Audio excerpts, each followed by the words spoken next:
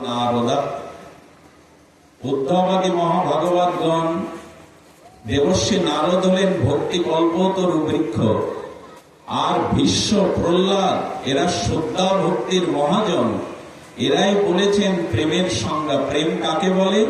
অনন্য মমতা বিষ্ণু, অর্থাৎ ভগবানে যদি তোমার অন্য সব বিষয়বস্তু ব্যক্তির থেকে ভগবানের প্রতি যদি অধিক মমতা বা আসক্তি থাকে, এর নাম প্রেম। খুব বড় করে বুঝতে হবে না। এরা বলছেন বস্তু, ব্যক্তি, সংসার, দেহ যা কিছু তার থেকে যদি অধিক পরিমাণে তোমার মমতা ভগবানে থাকে, এরই নাম প্রেম। বোঝাতে পারলাম না? অজ্ঞ মূর্খ কি করে আপনাদের বোঝাবো বলুন? ভগবানের প্রতি অধিক মমতা, অন্য বস্তুতে মমতার অভাব, এর নাম প্রেম। এবং নিজের বুকে হাত দিয়ে প্রশ্ন করুন তো, স্ত্রী, পুত্র, অর্থ, বিত্ত, বাড়ি, গাড়ি, নিজের দেহ থেকে মমতা বা আসক্তি বা অনুরাগ ভগবানে আমার বেশি আছে কিনা? যদি না থাকে তাহলে জানতে হবে এখনো আমি আমার জীবনের প্রয়োজনের সন্ধান পাইনি, চেষ্টাও করিনি। এই সংসারের সমস্ত বস্তু ব্যক্তির থেকে ভগবানের অধিক মমতা, অন্য বস্তুতে মমতার অভাব, এরই নাম প্রেম। আচ্ছা, লক্ষ্য করুন, আমরা প্রায়শ বলি যে দয়া করো, জীবকে দয়া করো, দয়া করবেন, দয়া ধর্মের অঙ্গ। এতে এত বেশি দয়া স্ত্রী, পুত্র, কন্যা, সংসারকে করতে যাবেন না, একদিন আপনাকে দয়া করার আর কাউকে না পান, এরকম দয়া করতে যাবেন না। আমাদের দুর্দশাটা তাই হয়, সবাইকে দয়া করতে গিয়ে একদিন আমি কার দয়া পাবো এ আর কাউকে খুঁজে পায় না, এরকম দয়া করতে যাবেন না। আসক্তিটা ভগবানের প্রতি অধিকতর দেওয়ার নামই হলো প্রেম। আর সংসারের প্রতি, দেহের প্রতি, বিত্ত বৈভবের প্রতি, ব্যক্তির প্রতি অধিক মমতা দেওয়ার নামই হলো কাম। এই রহস্যটা যারা না বুঝবে, তারা এই চক্র থেকে, আসা যাওয়া থেকে, কর্মফল হতে তাদের নিষ্কৃতি নাই। এখন আমাদের টান কোনের প্রতি, এটা আমরা নিজেরাই জানি টানটা কোথায় আমাদের। সুধীজন, অনুরোধ করব এ কথাটি ধ্যান দিয়ে শুনুন। ভগবানের প্রতি অধিক মমতা না এলে ছিন্ন ভিন্ন হয়ে যাবে জীবন। আর আমাদের জীবন তো ছিন্ন ভিন্ন হয়ে গেছে, চিন্তা করতে পারেন।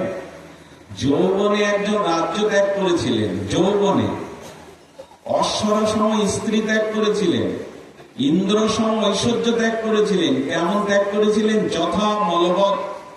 ভাগবত বলছে মলমূত্র ত্যাগ করে, ঘৃণা ভরে যেমন ওর দিকে কেউ তাকায় না, উনি রাজ্য, সুন্দরী স্ত্রী, ঐশ্বর্য ত্যাগ করেছিলেন মলবৎ, নাম ভরত। আর সেই ভরত এক হরিণ শিশুকে দয়া করতে গিয়ে 2 জন্ম পিছিয়ে গেল। দয়া সবখানে ঠিক নয়, অধিক কারো প্রতি মমতা ঠিক নয়। দেখুন তার দৃষ্টান্ত। যৌবনেই ভরত রাজ্য, স্ত্রী, পুত্র ছেড়ে গণ্ডকী নদীর তীরে জঙ্গলে তপস্যা করছিলেন, আর ওই হরিণ শিশুর মায়ায় 2 জন্ম তাকে পেছাতে হলো। পতন হয়নি কেন জানেন?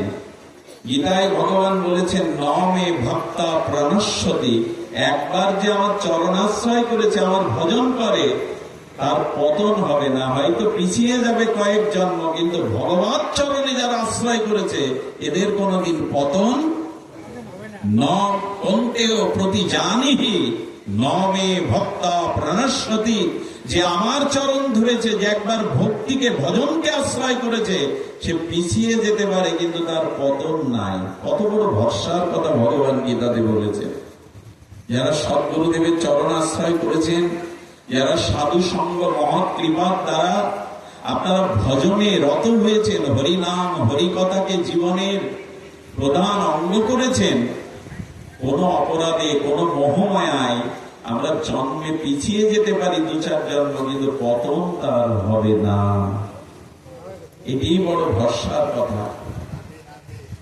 দেখুন, আপনি মাটির নিচে টাকা, পয়সা, দ্রব্য, শাড়ি, কাপড়, বস্ত্র রেখে দেন, 100 বছর পরে ওটা মাটিই পাবে। মানুষকে রেখে দেন, ওটা মাটিই পাবেন, কিন্তু সোনা 500 বছর ধরে রাখলেও নষ্ট হবে না। আজকে যে 2 ঘন্টা হরিবাসক্তি দিতে আপনার এই মাটিতে বসে কষ্ট করে সাধুর সঙ্গে হরিকথা শুনছেন, এইটা আপনাদের জীবন থেকে কোনো জন্মে কোনো কালে বাদ যাবে না। এই সময়টুকু ভগবান তার ভক্তির দ্বারা ফিরিয়ে দেবেন। সোনা মাটির নিচে নষ্ট হয় না, এবং যেটুকু ভজন করবেন এই ভজনটা নষ্ট, একবার দাও না, একবার এই ভজনটা নষ্ট হবে না। এটা আশ্চর্য কথা হলো, ভজনটা আপনার জীবনে কখনো নষ্টই হবে না। সেই ভজনেই আমরা আমাদের আকুতি, মমতা, আসক্তি দিলাম না। তাই আপনাদের কাছে অনুরোধ করব, ভগবানই যাতে মমতা যায় সেই ব্যবস্থাই করুন। কিভাবে মমতাটা যাবে সেই প্রসঙ্গেই আমরা কিঞ্চিত জানব। কোন বস্তুর সাথে সম্বন্ধ ছাড়া তার প্রতি মমতা, আসক্তি, অনুরাগ আসে না। কি বললাম? কোন বস্তুর সাথে সম্বন্ধ ছাড়া সেই বস্তুর প্রতি প্রীতি, টান, অনুরাগ, ভালোবাসা আসে না। ভগবানের সাথে সম্বন্ধ চায়, বোঝা গেল না? ভগবানের সাথে আমাদের একটা সম্বন্ধ চাই। যদি বলেন সম্বন্ধটা কি হবে, তবে জেনে নিন মহাপ্রভু এই অবদান আমাদের দিয়ে গেছেন। মহাপ্রভু বললেন, ভগবানকে ভগবান রূপে ভালোবেসো না, সর্বশক্তিমান রূপে ভালোবেসো না। ভগবান সৃষ্টি স্থিতি প্রলয়ের কর্তা, এই ভেবে ভগবানকে ভালোবেসো না। ভগবানকেই যদি ভালোবাসতে হয়, তবে ভক্তির দ্বারা চির আপনজনের মতো করে একটা সম্পর্ক করে ভালোবাসো। এই সম্পর্কটা কেমন? আমি তার দাস, তিনি আমার প্রভু। আমি তার পিতামাতা, ভগবান আমার পুত্র। অথবা ভগবান আমার অন্তরঙ্গ বন্ধু, শরীর সখা। অথবা আরেকটা চরম কথা বলেছেন, যে কথা মহাপ্রভু ছাড়া কেউ বলে যায়নি, এই পৃথিবীতে একমাত্র পুরুষ, পুরুষোত্তম ভগবান, আমরা সবাই প্রকৃতি। তাই প্রকৃতি যদি হই, তবে পরম পুরুষকে কান্তা জ্ঞানে, প্রিয় জ্ঞানে, অতি জ্ঞানে তাকে ভালোবাসো। এই 4টি সম্বন্ধ কথা বললাম আমরা। দাস্য, সখ্য, বাৎসল্য, মধুর। খুব ধ্যান দিন, ঘরের ভালোবাসাটা আর খুব শক্তিমানের ভালোবাসাটা এক নয়। বৃন্দাবনে এক বাবাজি মহারাজ গোপালকে বাৎসল্য জ্ঞানে, বাৎসল্য রসে ভালোবাসেন। গোপালকে কোলে করে সুন্দর করে সাজিয়ে বৃন্দাবন দেখাতে নিয়ে গেছে। এখন বৃন্দাবনে জানেন বানর বেশি। বানর থেকে ভগবানের সাথে তার অন্তরের ভাব বিনিময়, কথা বিনিময় হয়, সাক্ষাৎ সেবা করে। গোপাল বলছে, বাবা বানর হনুমান থেকে ভয় করছে। গোপাল বলে বসেছে কোলের মধ্যে যে বানর হনুমান থেকে ভয় করছে। সঙ্গে সঙ্গে বলে, এক চড় মেরে দেবো। হ্যাঁ, গত লীলা রামলীলাতে বানরদের নিয়ে তুমি এত যুদ্ধ করলে, এত খেলা খেললে, এখন বানর দেখে তোমার ভয় করছে। সঙ্গে সঙ্গে বাবার গালেই চড় বসিয়ে দিয়েছে গোপাল। তখন আমি রাজপুত্র রূপে এসেছিলাম, রাজপুত্র বানর থেকে ভয় পায় না। আর এখন তোমার অবশ শিশু হয়ে তোমার কোলের মধ্যে আছি, এখন আমার ভয় পায় না। এ যদি ভাবো আমি তোমার কোলে সন্তান রূপে আর থাকবো না। কি বোঝা গেল? আচ্ছা, কোন এই গ্রামের কোন মায়ের ছেলে তার মেধা, তার অনুশীলন, অধ্যবসায় দ্বারা যদি জজ হয়, হ্যাঁ, যদি জেলা জজ হয়, সে তো জজ যখন জজ কোর্ট থেকে বাড়ি ফেরে, তখন তার কন্যাটি বলছে, বাবা তুমি ঘোড়া হও, আমি তোমার পিঠে উঠব। বাবা যদি বলে, আমি কে তুই জানিস? মামনি আমি জজ, আমাকে দেখলে সবাই সালাম ঠকে। আরে আমি কত বড়, আমি ওখানে লর্ড, কোর্টের ঈশ্বর। মেয়েকে আর ওইসব বোঝে যাওয়া বলে, তুমি ওসব বোঝে না, ঘোড়া হও, আমি তোমার পিঠে উঠবো। আচ্ছা, ওখানে যদি জজগিরি দেখাতে যায়, পুত্র কন্যার কাছে যে স্নেহ, মমতা, আদর, ভালোবাসা, এটা বাবা পাবে? ওইখানে ওই কোটটাই পরেই আর 4 হাত পা দিয়ে মেয়েকে কাঁধে তুলে ঘরের মধ্যে ওই টাকটুক টাকটুক করে তার বাৎসল্য আনন্দ দেয়। আচ্ছা, ঘরে আসলে স্ত্রী বলছে তোমার মনোমত এই জিনিসটা আমি রান্না করছি, দেখে তো কেমন হয়েছে। বলে আমার কাজ আছে, বললো এখানে আমার আদেশ, তুমি এটি না সাধন করে ঘরের বাইরে যেতে পারবে না। জজ যদি বলে আদেশ দেই তো আমি, তুমি দেওয়ার কে? আমার আদেশেই কারো ফাঁসি হয়, কারো যাবজ্জীবন হয়, কেউ মুক্তি পায়। বললো জজ কোর্টের জজ তুমি, কিন্তু ঘরের জজ আমি, আমার কথা তোমাকে মানতেই হবে। ওইখানে যদি জজগিরি দেখাতে যায়, তাহলে প্রেয়সীর প্রণয়, স্ত্রীর যে প্রণয় ভালোবাসা, ওটা আর জজ পাবে না। আচ্ছা, স্নান করে খাওয়া দাওয়া করে মা বলছে খোকা তোর চোখের নিচে কালি পড়েছে দেখেছিস? রাত জেগে মোটা মোটা বই পড়িস, আজ আমি তোর ঘরে বিছানা করে রেখেছি, আর তোর ল্যাপটপ তোর মোবাইল আমি নিয়ে রেখেছি, আমি বাইরে দিয়ে লক করে দিলাম, যা 2 ঘন্টা ঘুমাবি। যদি বলে মা আমি জজ হয়েছি তা কি তুমি জানো? বলো তুই পৃথিবীর কাছে, জগতের কাছে, আইনের কাছে জজ হতে পারিস, এটা আমার কাছে আজও তুই অবস্থা, যা ঘুমা। ঘরের মধ্যে জজ যদি জজগিরি দেখাতে যায়, তাহলে মায়ের যে স্নেহ, তার স্ত্রীর যে প্রেয়সীর যে প্রণয়, আর পুত্র কন্যার যে স্নেহ বৎসল, এটাকে পাবে বাবা? ভগবান যেন চাইছে আমাকে খুব ওপরের মনে করে, শক্তিমান মনে না করে তোমাদের ঘরের একজন করে ভালোবাসতে পারো না? আমি ওই ভালোবাসাটাই তোমাদের কাছে চাইছি, খুব বড় করে আমাকে ভেবো না। এটি সনাতন ধর্মের আদর্শ, এইটি সনাতনের সারাৎসার, যে ভগবান কারো পুত্র হয়ে, কারো সখা হয়ে, কারো পতি হয়ে তিনি করুণা করতে এসেছেন। আচ্ছা, নিরাকার যারা উপাসনা করে, নির্বিশেষবাদী নিরাকার, সেই নিরাকার কিন্তু কারো ইচ্ছা মতো বদলায় না, কিন্তু সেই নিরাকারও আকার কখন গ্রহণ করে জানেন? সাকার কখন হয়?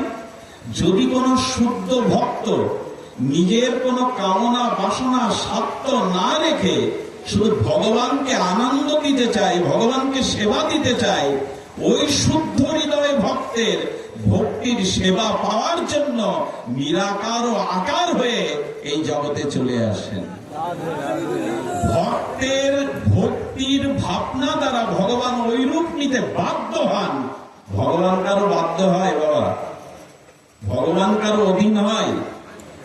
যদি অধীন হয় তাহলে ভগবানের সর্বশক্তি তত্ত্ব থাকে না। কিন্তু বললেন আমি স্বতন্ত্র, আমি বিভু, আমি চৈতন্য, আমি কারো অধীন নই, আমি সৃষ্টি স্থিতির অধিকর্তা, কিন্তু এক জায়গায় আমি স্বাধীন নই, এক জায়গায় আমি পরাধীন। অহং ভক্ত পরাধীন, আমি ভক্তির কাছে এবং ভক্তের ভাবনার কাছে পরাধীন হয়ে যায়। অনন্ত বিশ্ব ব্রহ্মাণ্ডের মালিককে দড়ি দিয়ে বাঁধা যায়, কিন্তু যশোদা যে বাঁধলো, বলে এটাই ভক্তির মহিমা, এটাই প্রেমের মহিমা। যশোদা আমাকে ভগবান রূপে চায়নি, আমাকে পুত্র রূপেই ভালোবাসতে চেয়েছিল। তাই তো আমি নবকিশোর নটবর হয়েও মধ্যমাকার পরিচ্ছিন্ন শিশু হয়ে মায়ের কোলে এসেছিলাম, মায়ের রঞ্জির বাঁধন স্বীকার করেছিলাম।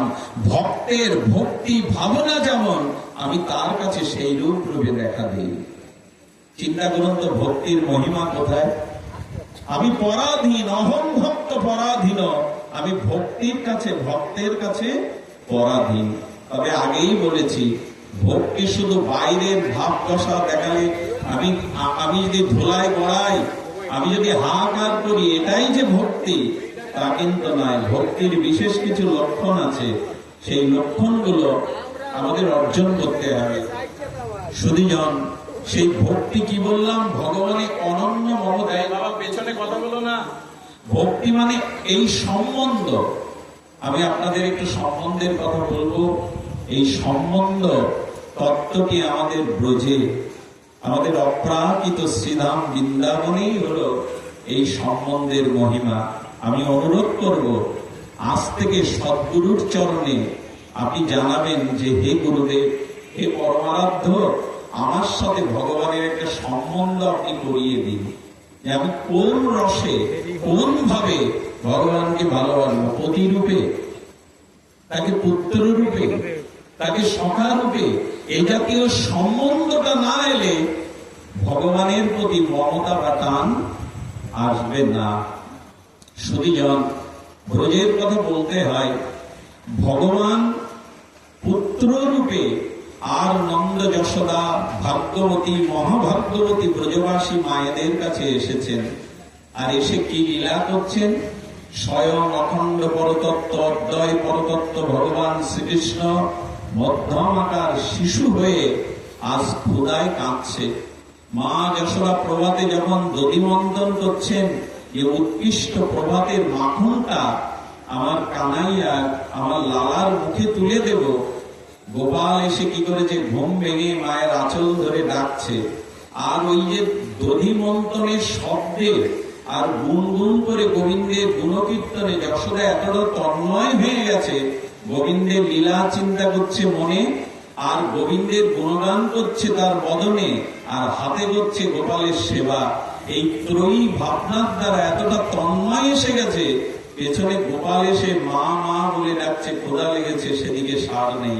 এই দেখো, ভক্তির দ্বারা ভগবান, ভক্ত ভগবানকে ডাকে, আর ভগবান ঘুম ভেঙে প্রভাতে যশোদার আঁচল ধরে কাঁদছে আর ডাকছে। এই দেখো জগৎ, ভক্তি ভগবানকে কোথায় নামিয়েছে।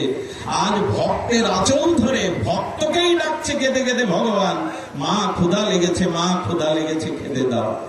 যশোদার সেদিকে সার নেই। এই দেখো ভক্তি কোথায় নামিয়েছে ভগবানকে। যদি বলি গোপাল, এত ভোরে তো তোমার ওঠার কথা না, বলে মা মন দিয়ে, তনু মন প্রাণ দিয়ে এক টান হয়ে আমাকে স্মরণ করছে। যে ভক্ত তনু মন প্রাণ দিয়ে আমাকে স্মরণ করে, আমি সেই ভক্তের কাছে ঘুমিয়ে থাকতে পারি না, গিয়ে তাকেই ডাকি, তাকেই তার কাছেই আমি স্মরণ নিয়ে। আজ ভগবান এসে ডাকছে।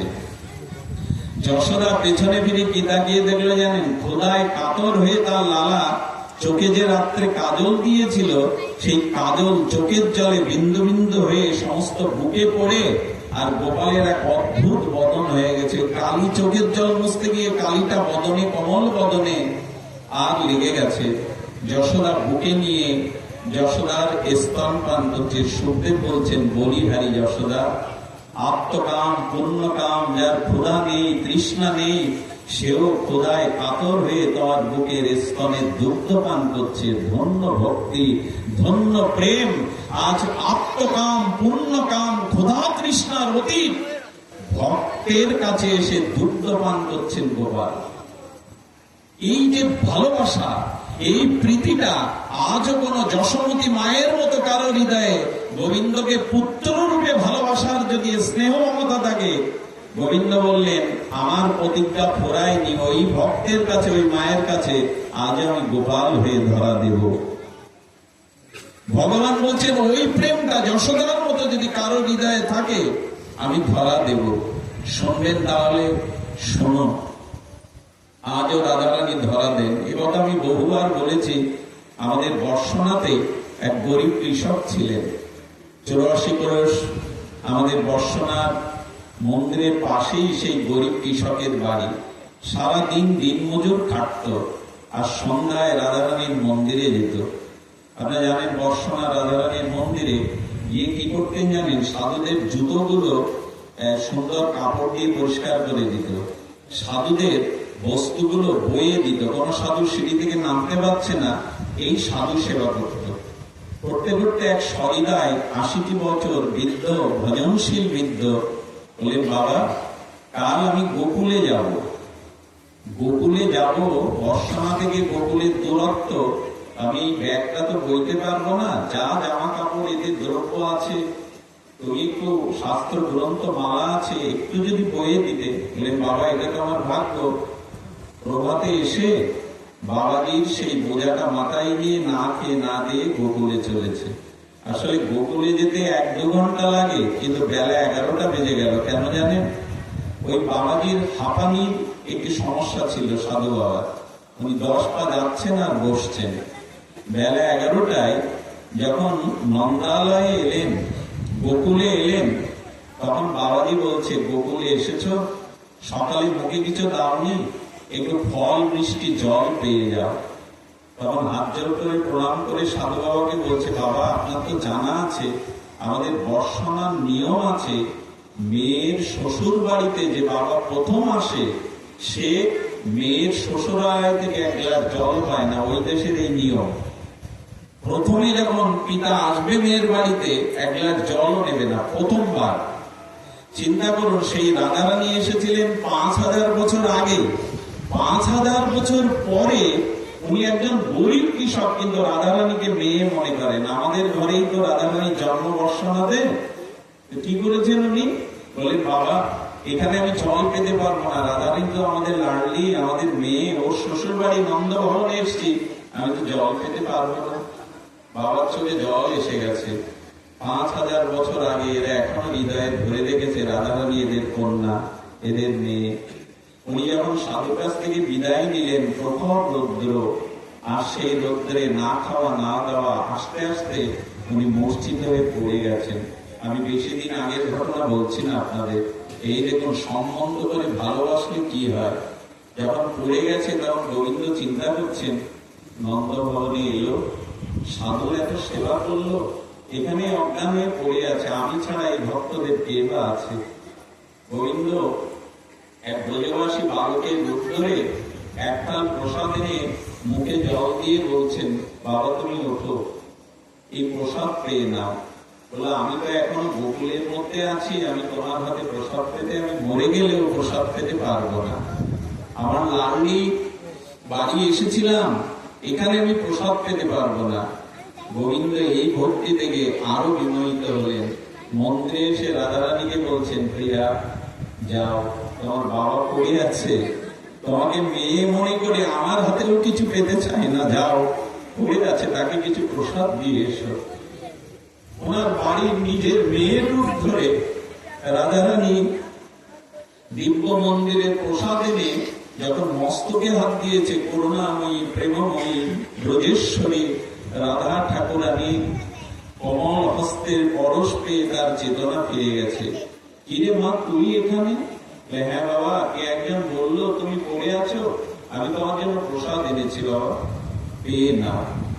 নিজের কন্যা রূপে এসে রাধারানী তাকে হাতে করে প্রসাদ খাওয়াচ্ছেন। ব্রহ্মা যার চরণ ধুলি তপস্যার দ্বারা পায় না, শিবাদি দেবগণ যার রহস্যের সন্ধান জানে না, সেই ব্রহ্মা শিবাদিরও উদ্ধবাদী ভক্ত উত্তম, উদ্ধবেরও যার চরণ পাওয়ার জন্য তপস্যা করেন, তিনি আর নিজে হাতে প্রসাদ পাওয়াচ্ছেন। এই প্রেম, এই প্রেমের, এই ভক্তির যা হৃদয়ে প্রবাহ গঙ্গা রয়েছে, পিতা মনে করে, রাধারানীকে কন্যা মনে করে, তাকে প্রসাদ পাওয়ানোর পর বলছে, মারে এত অপূর্ব প্রসাদ তো আমি কখনো পাইনি, আমার মনে এত আনন্দ যাচ্ছে কেন, এত প্রেম যাচ্ছে কেন? বলে, বাবা মাঝে মাঝে ভগবান গ্রহণ করলে প্রসাদের মহিমা এমনই হয়। আচ্ছা আমি আগে যাচ্ছি বাবা, তুমি চলে এসো, আর কিছু ভালো লাগছে না। হৃদয়ে এক অপ্রাকৃত একটা আনন্দের গঙ্গা বইছে। বাড়ি এসে বলছে, কিরে মা, আমার সামনে আই তো, তোকে আজ আবার নতুন করে দেখি, তুই কি প্রসাদ পাওয়ালি আমায়, আমার হৃদয়ে এত আনন্দে ভরে আছে কেন? বাবা তুমি ভুল বলছো, প্রসাদটা এখনো নিবেদন হয়নি, তৈরি হয়নি, আমি তোমাকে প্রসাদ পাওয়ালাম, বুঝতে বাকি রইল না। ছুটে গিয়ে রাধারানীর মন্দিরে গিয়ে পড়েছে, লাভলি তোকে একটা ফুল দিয়েও পূজা করতে পারি না, তোর স্তব স্তুতিও তো জানি না, আমি মূর্খ, শুধু কন্যা বলে দাবি করেছি বলে আজ নিজের মেয়ের রূপ ধরে প্রসাদ পাইয়ে গেলি রে। এই হলো ভালোবাসা বা প্রেমের পরিচয়। ভগবানের কাছে যে যত সরল, যার হৃদয়ে যত সরলতা আছে, নিষ্কপটতা আছে, যার হৃদয় যত বিগলিত সারল্য করুণায় ভরা, ভগবান এদেরকেই ধরা দেন। খুব কঠিন হলে না, খুব চালাক হলে না, তাকে ধরা দেয় না। খুব বেশি দিন আগে নয়, আরেকটি ঘটনা শুনুন। এই সম্বন্ধ করে ভালোবাসার নামই হলো ভক্তি। এই সম্বন্ধ করে তাকে একটু ভালোবাসা দেওয়ার নামই হলো ভক্তি। আপনাদের মনে আছে, আমাদের এক বাবাজি মহারাজ, তিনি বর্ষনাতেই ভজন করতেন। খুব ধ্যান দিয়ে শোনো। তো রাধারানীকে অনেক বড় লোক যারা, শেঠ যারা, শিল্পপতি, তারা সুন্দর করে পোশাক তৈরি করে দিয়ে যায়। আর ওই পোশাকগুলো রাধারানীর গায়ে দেখে এই বাবাজির মনে হলো, রাধে, এ করুণাময়ী, আমার অনেক দিনের স্বাদ, তোমাকে একটা, ঠিক আছে, তোমাকে একটা পোশাক দিয়ে দেবো, কিন্তু পয়সা তো নাই। আমি গল্প শোনাতে আসিনি এত দূরের পর, এই বেশি দিন আগের ঘটনা নয়। বর্ষনাতে সেই বাবা কি করেছে জানেন? 1 বছর ধরে মানুষটাকে যে প্রণামী দেয়, 2 টাকা, 1 টাকা, 5 টাকা, এই দিয়ে গুছিয়ে এক ভালো দর্জির কাছ থেকে উন্নত একটা কাপড় নিয়ে রাধারানী একটা পোশাক তৈরি করেছে। ওরে একটা বরণ ডালায় ফুলের মালা দিয়ে সাজিয়ে আর বর্ষনার মন্দিরের সিঁড়ি বেয়ে উপরে উঠছেন, আমি লাড়লিকে দেবো। 1 বছরের স্বাদ আমার। যখন 2-3 সিঁড়ি বাকি আছে, একটা ফুটফুটে কন্যা বালিকা এসে বলছে, বাবা কোথায় যাচ্ছ? রাধারানীকে এই জামাটা দিতে যাচ্ছি। মা বললেন, দেখো রাধারানীর তো অনেকগুলো আছে, আমাকে দাও না ওইটা। সাধু তো কাউকে উপেক্ষা করতে পারে না। মুখের দিকে ফ্যাল ফ্যাল করে তাকিয়েছে। 1 বছরের অভিলাষ, লাডলিকে একটা সুন্দর জামা পরিয়ে দেবো, কেমন মানায় তাকে দেখবো নয়ন ভরে। মারে, এটা রাধারানীর জন্য। বললাম তো রাধারানীর অনেক কিছু আছে, দেখো আমার তেমন কিছু নাই, আর ওইটার প্রতি আমার লক্ষ্য গেছে, দাও না। বারবার যখন নীরব হয়ে দাঁড়িয়ে মেয়েটি জামাটা নিয়েই দৌড় দিল। রাধারানীকে দিতে না পারায় আশা ভঙ্গ হয়ে ওখানে বসে কাঁদছে। তবে আমার জিনিস দেবে না তুমি? না, সে সৌভাগ্য করে তো আসিনি আমি। আমি তো কাঙাল হয়ে, পথের ফকির হয়ে আছি তোমার চরণে, আমার বস্তু নেবে না, নাহলে মেয়েটা কেন আসবে? ওনার যে ভজন সাথী ছিল আর এক বাবাজি, উনি জানেন যে আজকে উনি জামাটা রাধারানীকে দেবেন, একসাথে ভজন করেন। উনি রাধারানীকে দর্শন করে সিঁড়িতে কাঁদতে দেখে বললেন, কাঁদছো কেন? আনন্দে? আরে দেখে এসো পরে, লাল্লিজি তোমার জামাটা পরে কেমন মানিয়েছে, তাকে নয়নে ফেরানো যায় না, যাও দেখে এসো তাকে। তাহলে আমায় কেন সান্ত্বনা দিচ্ছ? আমার জামা তিনি কেন স্বীকার করবেন? আমার বস্তু কেন রাধারানী নেবেন? এত বড় ভাগ্য আমার হয়নি গো। আরে আমি তোমায় মিথ্যা বলছি না, চেয়ে দেখে এসো না একবার, আসো আমার সাথে। উপরে গিয়ে দেখছেন তার জামাটায় রাধারানী নিজ শ্রীঅঙ্গে সবিতা হয়ে আর হাসছেন। আসলে রাধারানী বলতে চাইছেন, বাবা 1 বছরের নিগ্রাম ভালোবাসা এই বস্তুটার মধ্যে আছে, আমাকে জামার অভাব, কিন্তু তোমার ওই পোশাকের মধ্যে তোমার নিবিড় ভালোবাসাটা আছে, প্রেমটা আছে।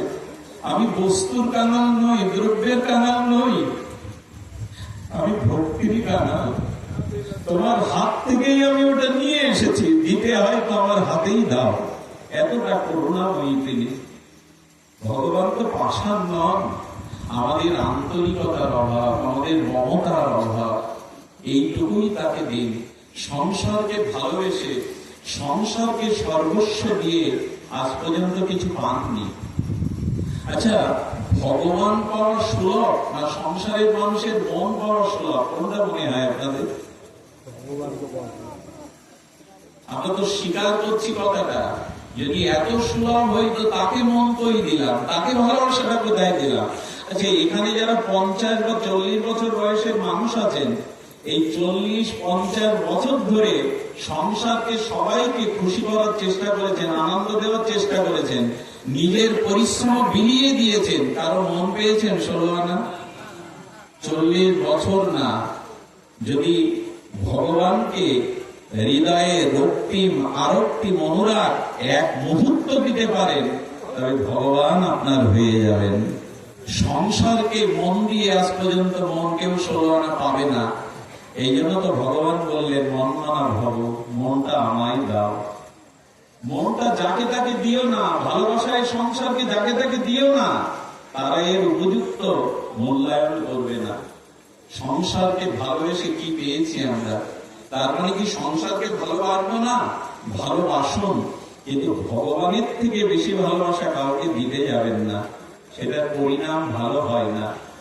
এই জন্য ভগবান বলছেন, সংসারে 50 বছর ধরে যাদের জন্য সর্বস্ব মিলিয়ে দিলে তাদের মন দিতেও পারোনি, নিতেও পারোনি।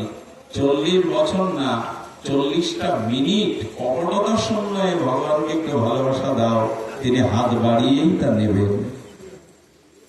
আমাদের এক বাবাজি ছিলেন, তিনি গোকুলে 12 বছর একটানা প্রতিদিন মালা গেঁথে আমার গোপালকে দিতেন। সে সাধুমুখে শুনেছিল 12 বছর যদি ভজন এক নিষ্ঠা, অস্খলিত নিষ্ঠার সহিত প্রতিপালন করা যায়, ভগবানের কৃপা পায়। 12 বছর যদি একটানা অস্খলিত নিষ্ঠায় কেউ করে। গোপালকে মালা দিতে দিতে আজ 12 বছর পূর্ণ হচ্ছে। রাত্রে ঘুম হচ্ছে না, কাল সকালেই মালা দিলে নিশ্চয়ই গোপাল আমাকে দর্শন দেবে, আমাকে কৃপা করবে। মালাটা পরিয়ে ভোগ লাগিয়ে সারাদিন অপেক্ষা করলো। গোধূলি বেলায় দেখলো ভগবান পাশা নিয়ে আছে, সারা দিল না। ভালোবাসলে তার প্রতি অভিমান আসে, ভালো না বাসলে কি অভিমান আসে? আঙুল তুলে বলছেন, এই 12টা বছর আমি নষ্ট করেছি তোমার পিছনে। 12টা বছর ফুল তুলে ওরা আগে সিক্ত করে তোমাকে মালা দিয়েছি, এর মূল্যায়ন তুমি করনি। আমি যদি রাধারানীর কাছে গিয়ে 12 বছর না 12 দিন তাকে একটি মালা দিতাম, নিশ্চয়ই করুণাময়ী আমায় কৃপা করত। তুমি নিষ্ঠুর, কেউ তোমার ভজন করবে না। আমি রাধার কুণ্ডে চললাম, আমি বর্ষনাতে চললাম, তোমার মুখ আর দেখবো না। চললাম বলতে সাধুদের একটা জলের পাত্র আর একটা পোশাকের বোঝকা, ওই নিয়েই চলছে। যখন গোকুলের শেষ সীমানায় যাবে, গোধূলি আরক্তিম কিছু গাভীর বৌমাতাকে নিয়ে রাখাল ফিরছিল। সেই রাখালের মধ্যে একজন এসে হাত জোড় করে আর দুবাহু প্রসাদিত করে বলছে, বাবা কোথায় যাচ্ছ?